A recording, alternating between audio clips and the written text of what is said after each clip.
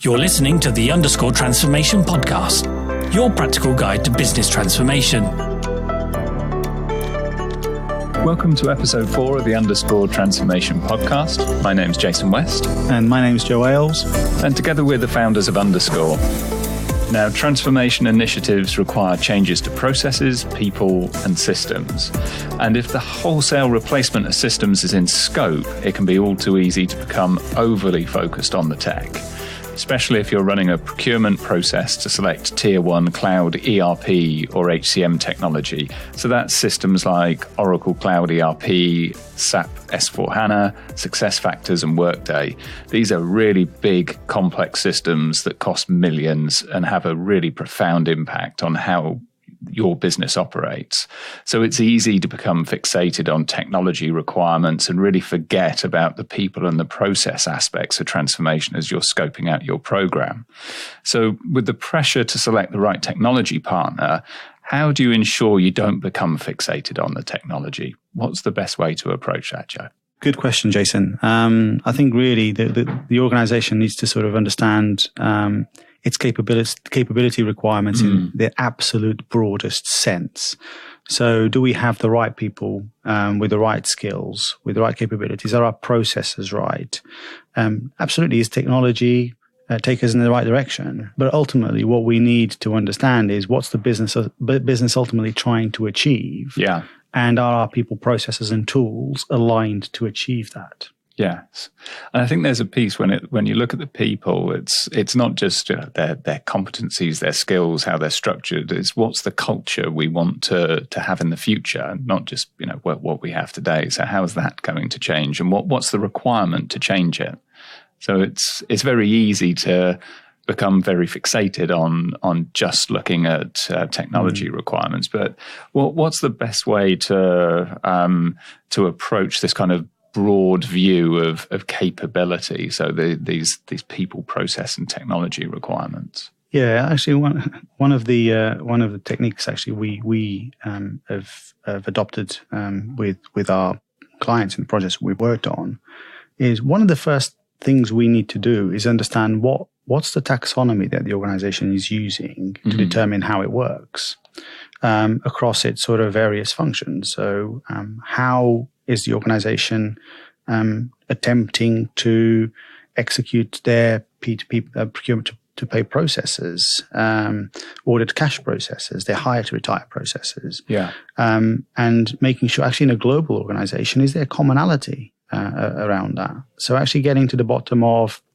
that sort of construct of the business and how the business operates, and then getting a bunch of people really involved in diagnosing whether the organization is delivering those effectively or not. Yes, yeah. So having that structure.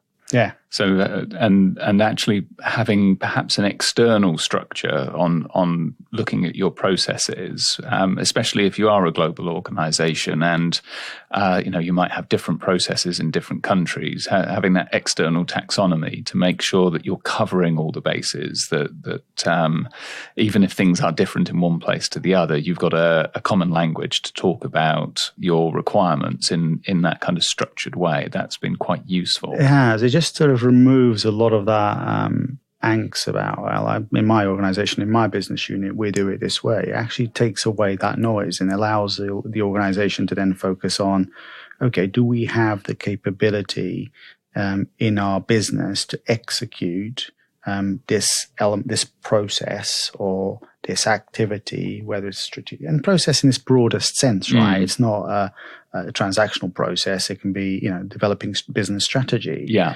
Having an external taxonomy actually removes a lot of the angst within the organization about, well, my business works better this way because I use these common processes or systems. So I think having something external just takes away a lot of that noise and allows the business to sort of really focus on the key capabilities. Yeah, absolutely. And you touched on it there, and we've spoken about it in previous episodes, and I have a feeling we're probably going to speak about it again, is the importance of getting a broad sweep of people in to talk to them about these requirements. So not just the people that work in the function that you're looking to transform, but members of other functions, perhaps. So if you're transforming HR, get finance people in the room, get IT people, sales, operations, program management, Absolutely. retail, whatever. Getting those different views. You need a real broad perspective, because actually businesses are executed by business activities executed by multifunctional teams always. If you're starting to determine what are the capabilities, what are the requirements we need in our transformation program, if you don't include the perspectives and the views of the broader business, you're just going to become very insular in what you're trying to achieve. Yeah. So it's absolutely vital that you engage as many of the business operations, as broad representation of the business as possible when you're really trying to define how do we do things today and what's wrong, and actually what capabilities do we need to build to allow the business to achieve ultimately what it wants to achieve. Absolutely. And countries are a really important element to that as well. So if you're a multinational business, then the way you manage people in Germany is quite different to the way you manage people in Brazil. And getting those perspectives and points of view in early as part of your requirements gathering just reduces that risk that as you're midway through implementation, then suddenly someone stands up and goes, you know what, have you thought about works councils? Oh, no, heck. Yeah. So actually getting that really kind of mapped out in advance means that you really understand the problem, absolutely, that you're trying to fix, but it reduces risk overall. And I think there's also an element about having a breadth of, call it seniority, or people of different levels in the organization, because what managers and directors will view as being a real requirement will be perhaps different to what somebody operationally on the shop floor, or actually managing a process day to day, and both are equally valid and equally important. Absolutely they are. Actually, a lot of the pain in poorly designed business processes are not felt at the top, right? They're felt way down in the organization. So you've got to absolutely take the view from the exec in terms of, okay, what business problems are we trying to achieve? And we talked about that in our previous podcast. But actually, when we go into sort of requirements gathering at this level of detail, you've really got to get into the nuts and bolts of, okay, how does this impact the hiring manager or line manager on the shop floor that's trying to deal with a multitude of tasks and activities? And ultimately, if processes are broken, systems are broken, these are the guys that are ultimately going to feel the pain. So involve as many people up and down the organization and across the organization, be it in a country, across geographies, like you said, to get that real balanced view. And there is a risk, right, that you're going to end up with so much information and data that you would then have to sort of sit there and spend probably a little bit of time trying to prioritize, okay, what's going to be important in our transformation program? Yes. What are we really going to be able to achieve in this finite amount of time that we've got, with this finite amount of cash and budget that we've got to transform? You're listening to the Transformation Podcast. This podcast is brought to you by the transformation capability specialists. To find out more, visit _group.com.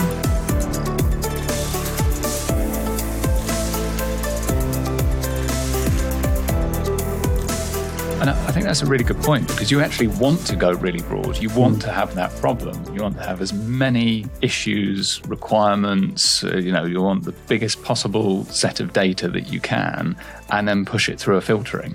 Yeah. And that filtering is really where your governance structure comes in. So, even right up front, before you've even thought about designing anything, making sure you've understood who your process owners are.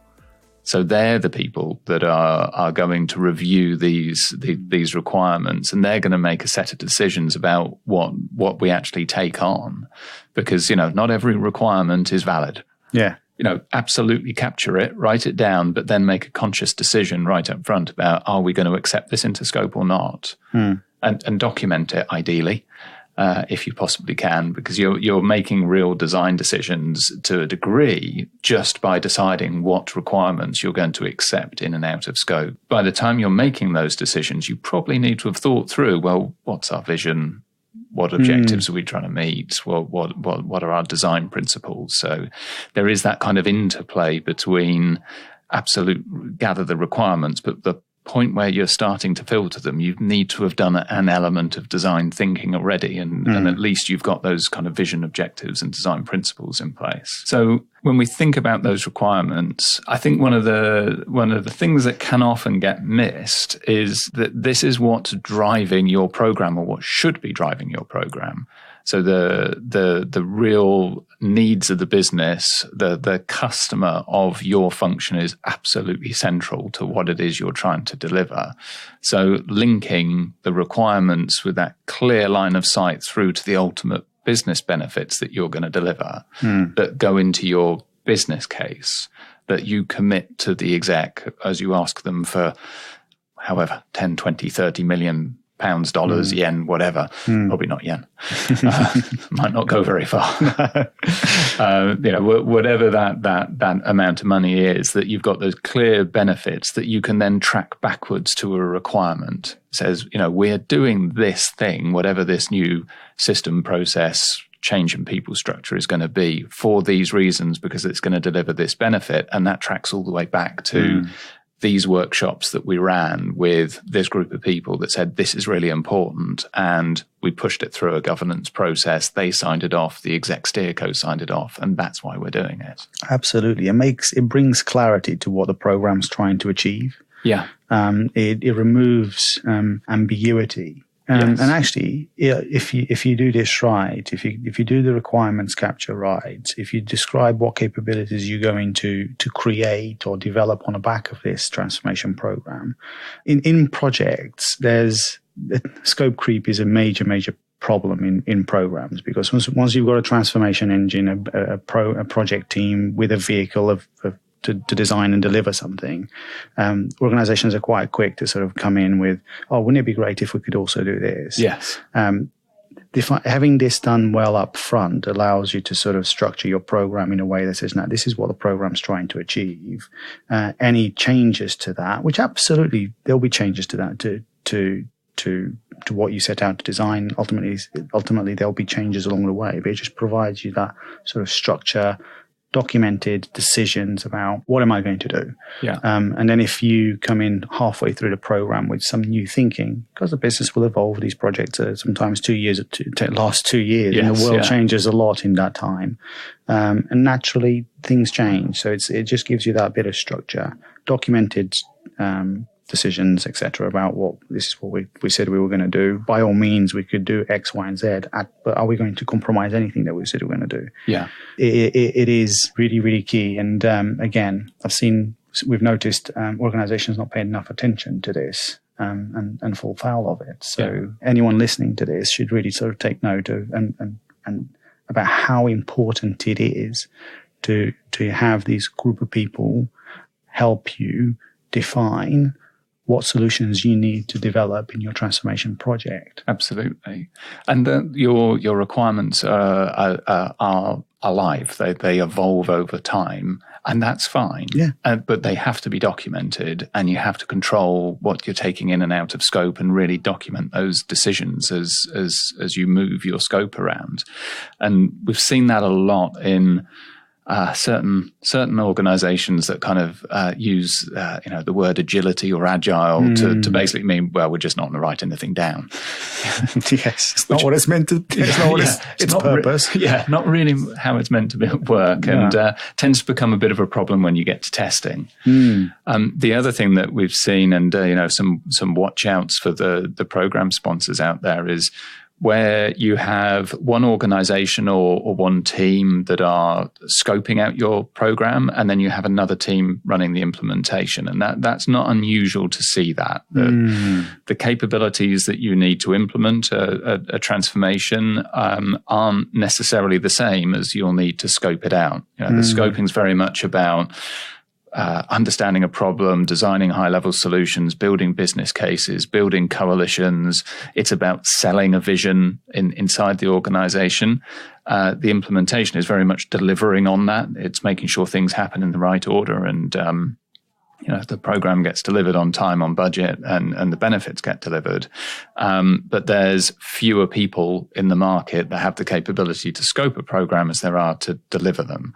So where you do have these kind of this perhaps handover between a scoping team and an implementation team, really watch out that the implementation team doesn't just kind of take all these lovely requirements and then go, nah, put them in the bin and I'll just decide to implement what I'm going to implement because that's what I've always done. Absolutely. They're paying attention to the handoff between a team that's developed it, like you said, to the team that's implementing it is really important, because there is always the danger that the team that are implementing it don't pay as much importance to all of that work that was done to help define the capabilities that the scoping team would have done. And actually, the other point is, if you enter into a race, because it is a race, the transformation projects are a race against time because there's budget on a line, et cetera, and a whole bunch of people really excited about the future.